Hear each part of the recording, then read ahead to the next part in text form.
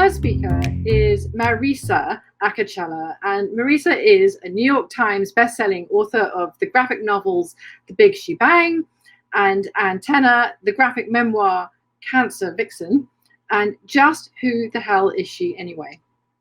She's also a cartoonist for The New Yorker and founder of the Marisa Acocella Foundation, which funds holistic therapies, journaling classes, and more for women who are suffering from breast cancer or are breast cancer survivors.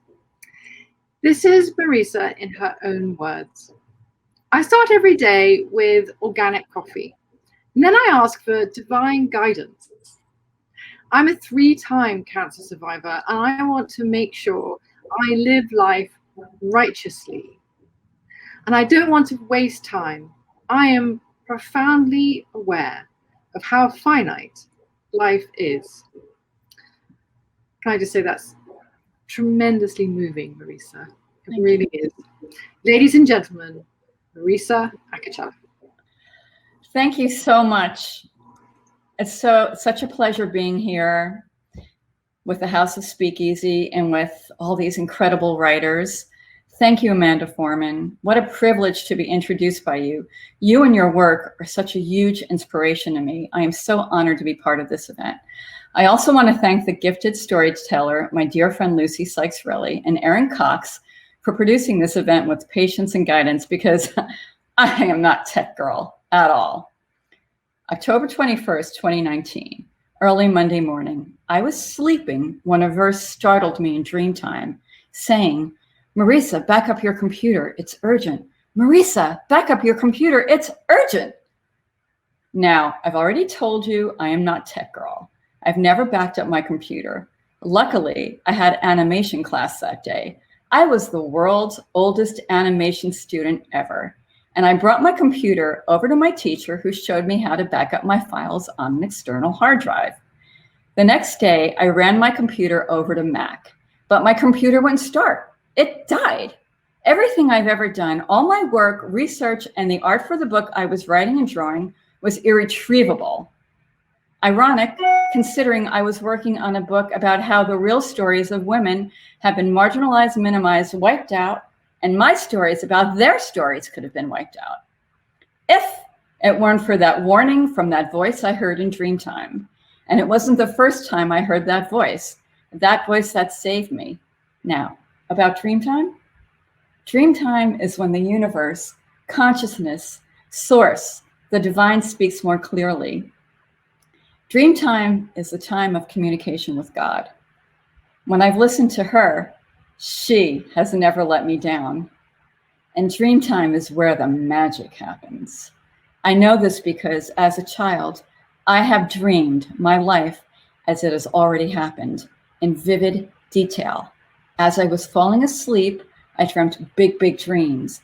Dozing off, I could see on the atomic level the atoms within objects whirring and moving. That told me there was more than to what we saw, and that everything is in fact energy. Which brings me back to God. I remember 10-year-old me in 1970 sitting on my mother's lap. As she read from the book How Babies Are Made, I was confused. I always questioned everything, and this book was no exception.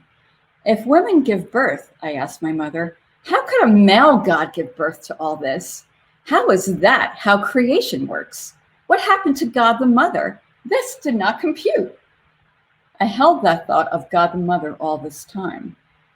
Flash forward to the 90s, I found myself in advertising. Advertising in the early 90s was still steeped in Mad Men sexism, not exactly the life I have dreamed. So I recalibrated my dream. Only this time, my dream included equality for women. When I prayed to her, she answered my prayers. Again, dozing off, I woke up with a start. And I started sketching a bombshell that I've drawn ever since I can remember. I found my true career. I became a cartoonist and created a comic strip called She. This She was my alter ego.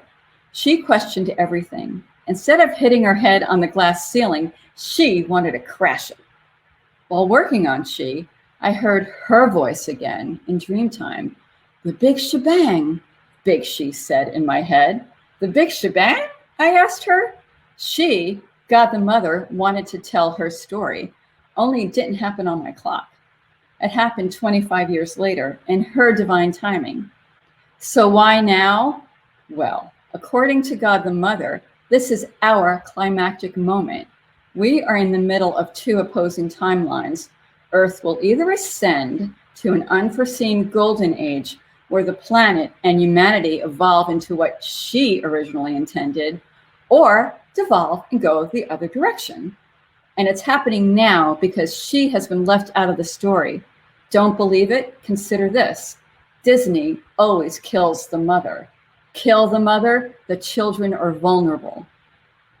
We are in a vulnerable time. Bringing her to her rightful place empowers us. And guess what? God the Mother is very much alive.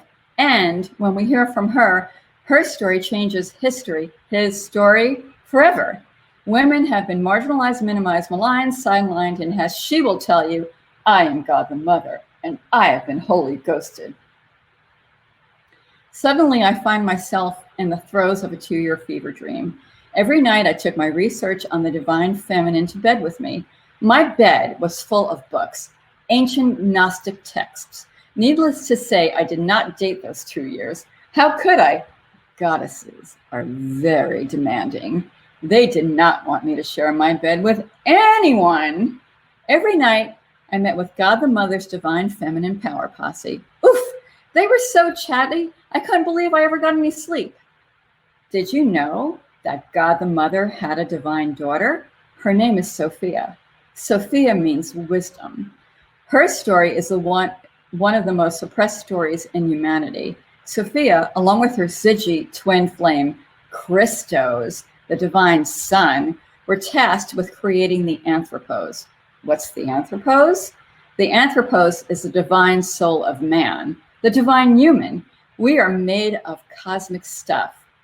Do you know who Sophia's daughter is? I'll give you a hint. She's known as the biggest scapegoat of all time. Who else is blamed for the fall of man? Eve.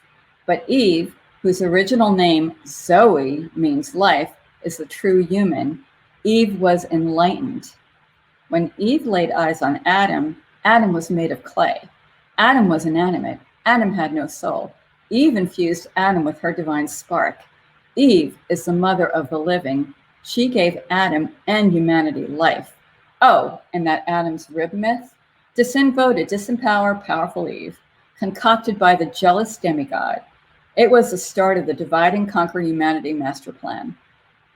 Now, I realize this isn't the story we've been told, largely because in 325, 318 bishops were called to convene under one roof by the bloodthirsty, power-hungry Roman Emperor Constantine.